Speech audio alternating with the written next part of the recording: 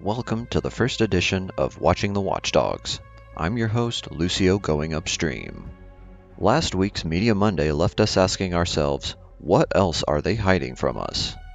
I began to ask citizens of Los Santos about their experiences where they felt PD was operating outside the boundaries of the law. Their testimonies have been revealing. Tonight we are going to be presenting two of these cases to you so that you can decide for yourself, is this okay? Before we get started, I want to say that we respect each and every officer on the force. We know that your job is not an easy one. We are not trying to drag your name through the mud. We are trying to bring some transparency and accountability to SASP, which was the goal of Media Monday to begin with. On tonight's program, we have Gene McPherson and his client Chad O'Kay, who are suing PD. But first we bring you Richard Black, who was allegedly assaulted and detained without probable cause. My name is Richard Black. And also want to state for the record, how long have you been in the city for? Barely 2 weeks at this point. A few days ago, a friend of mine and I were going to do the banker job. We had done our first drop-off. We were on our way to Alta Apartments for me to pick up a bandage from my apartment. As we were traveling north on Alta, we saw 3 police officers facing north, having pulled someone over. We turned into the Alta Apartments, and the second we stopped, 3 police officers rolled up in vehicles behind us. Multiple officers jumped out, all with pistols pointed, trained down on our vehicle. We had no idea what was going on. Everybody was yelling, shouting, telling us to get out of the vehicle. They ordered the driver out of the vehicle, ordered him over to one of their patrol cars. He had no weapon on him, posed no threat, had his hands up. They cuffed him and held him off to the side. Me very aggravated as to what was going on, as we were literally just trying to do our job. I was ordered out of the vehicle and I refused for my own safety. I had no weapon on me, but there were 6 pistols, 4, 5, 6 pistols pointed at me. After multiple requests for me to get out of the vehicle, ordering me out of the vehicle, I finally did step out of the vehicle, hands up. Multiple officers had lethal weapons on me. I walked out towards the police officers, showing them clear as day, I do not have a weapon. I do not pose a threat to you. Why do you still have lethals pointed at me? At which point they ordered me over to one of the police vehicles. I kept my hands in the air.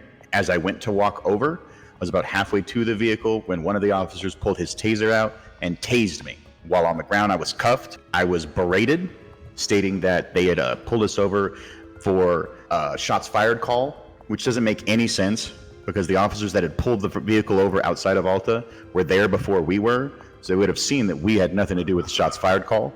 I advised the officers to GSR us and get us on our way. I was very heated, very aggravated. They did GSR us. Both of us came up negative. They felt like idiots, and to make themselves feel better, they fined me for refusing to obey a lawful command. This is the PD that we're currently having to cow down to. I know they have a job to do, but this isn't the way to do it. Retraining is necessary. If this is the standards and practices of how they're going to conduct themselves in the city, then a shakeup from the top all the way to the bottom is absolutely required of PD, or it's going to continue to rot from the inside out. Does this sound like standard operating procedure? We'll let you decide. Next we have Chad O'Kay, who was gunned down while allegedly trying to surrender while being chased by PD in a vehicular chase. Hello, citizens of Los Santos. My name is Gene McPherson, Esquire, attorney at law. I have been in the city now for approximately 3 weeks, and so far I have loved my time here in Los Santos and got to know many wonderful people and citizens. I am a practicing legal attorney who graduated from Cornell Law School. I have been practicing law for several years now, and I am here today with my client, Mr. Chad O'Kay, who was involved in a recent incident with the Los Santos Police Department. The reason that we are here today talking to the fine people at Weasel News Media is because my client was involved in an incident with the police, and he was involved in an alleged, I emphasize alleged, robbery, and he was turning himself into the police, and at the moment he had put his firearm away, held his hands in the air, and been ready to surrender himself to custody, he was brutally gunned down by officers of the Los Santos Police Department. But nothing, and I say this, nothing can put it really into perspective aside from the perspective of my client. Chad, I know this is going to be hard for you, son, but why don't you go ahead and tell these people what happened? So to start out, name's Chad, okay? It's okay, sir. It's okay. And last night I was brutally shot by police, even after repeatedly saying that I'm not shooting. And kept asking them to stop shooting me, and I even put my hands up. I was trying to surrender, but no commands were being said, only bullets being flown. Fearing for my life, I frantically tried dodging bullets, screaming that I'm not shooting. They weren't saying anything. Now, I would like to interject that there was another individual who drew his gun and fired at the police, but if my client was not given a lawful order to get on the ground and escorted to safety, he was surrendering himself. Now, what are we supposed to expect from our law enforcement who is supposed to protect and to serve? It's okay, Chad. It's okay. I know it's hard, son.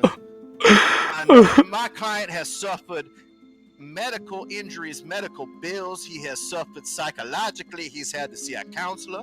And we currently have a lawsuit pending right now with the Department of Justice to seek justice for this young man because he realized what he did was wrong. He was willing to turn himself in, but he was still brutally gunned down in a fury.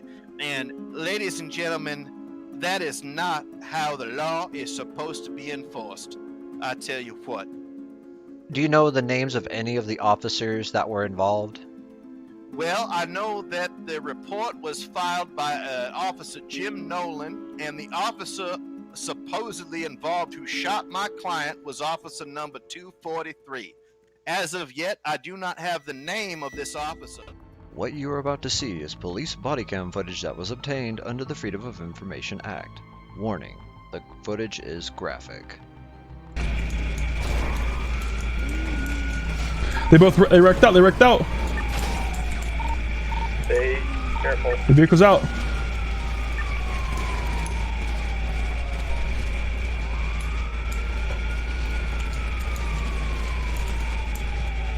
Let's zoom in and slow it down a bit. The vehicle's out.